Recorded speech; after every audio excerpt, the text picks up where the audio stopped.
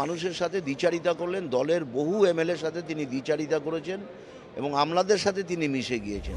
ফলে দল আজকে টুকরো টুকরো হয়ে যাচ্ছে। ফলে আজকে তৃণমূল ভবন দখল হয়ে যাচ্ছে। আজকে নিজেদের দলের বিরোধী দলনেতা আজকে মমতা ব্যানার্জি নিজে সাবমিট করলেও নাম সেই নাম হচ্ছে না। তৃণমূল দলের নিজস্ব কোনো আদর্শ নেই, মতাদর্শ নেই, দর্শন নেই।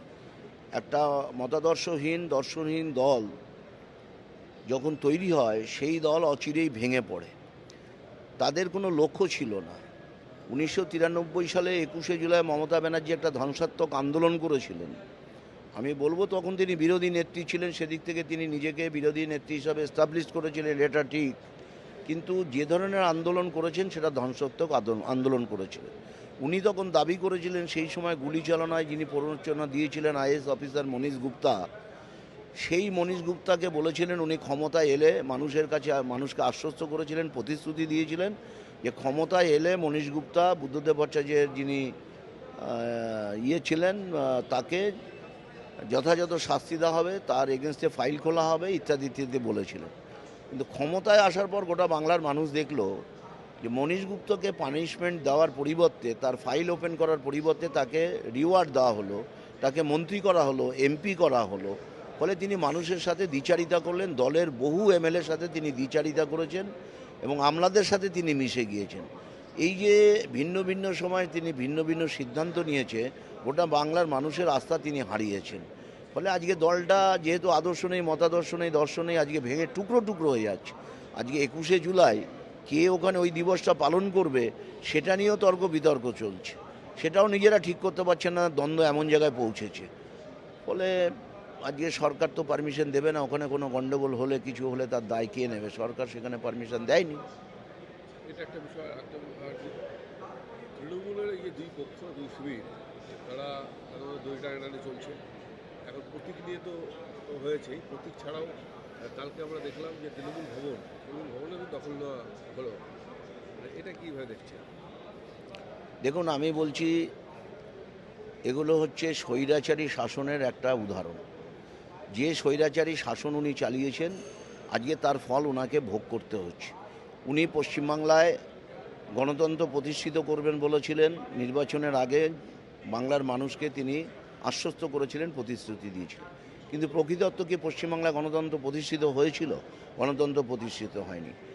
রাজ্যে যেমন গণতন্ত্র ছিল না, তার দলের ভেতরেও গণতন্ত্র ছিল না। ফলে স্বেচ্ছাচারিতা চালিয়েছেন। ফলে দল আজকে টুকরো টুকরো হয়ে যাচ্ছে। ফলে আজকে তৃণমূল ভবন দখল হয়ে যাচ্ছে। আজকে নিজেদের দলের বিরোধী দলনেতা আজকে মমতা ব্যানার্জি নিজে সাবমিট করলেও নাম সেই নাম হচ্ছে না। স্পিকার যারা সংখ্যাগরিষ্ঠ প্রমাণ করতে পেরেছে তাদের দিক থেকেই বিরোধী দলনেতা স্বীকৃতি দিয়েছে। এখন তৃণমূল ভবন কার হবে সেটাও আদালত বলে দিচ্ছে। ফলে দলের যদি শৃঙ্খলা থাকতো, দল যদি ডিসিপ্লিনারি হতো, তাহলে আজকে এই অবস্থা হতো না। ফলে আজকে নিজেদের পায়ে নিজেরাই কুড়ুল মেরেছে। তৃণমূল ধ্বংস হয়ে টুকরো টুকরো হয়ে গেছে। এই দলটা পশ্চিমবাংলা থেকে একেবারে সাফ হয়ে যাবে, মুছে যাবে। একদম শেষ প্রশ্ন, সেটা হচ্ছে এই ওরিয়েন্টেশন চলছে, দুদিনের ওরিয়েন্টেশন। আপনি আমাদের মন্ত্রী ছিলেন, আপনার অনেক অভিজ্ঞতা আছে, মানে আপনার অভিজ্ঞতা নিরিখে আজকের যে ওরিয়েন্টেশন সেটা কতটা কার্যকর, কতটা? দেখুন, আমি বলবো আজকের এই যে পার্লামেন্টারি যে প্রশিক্ষণ এখানে হচ্ছে আমাদের দুদিন ধরে, রাজ্যের বাইরে থেকে প্রায় 8-10 জন স্পিকার তারা এসছেন, সংসদীয় ব্যবস্থার মধ্যে যারা 30 বছর 40 বছর ধরে যুক্ত আছেন।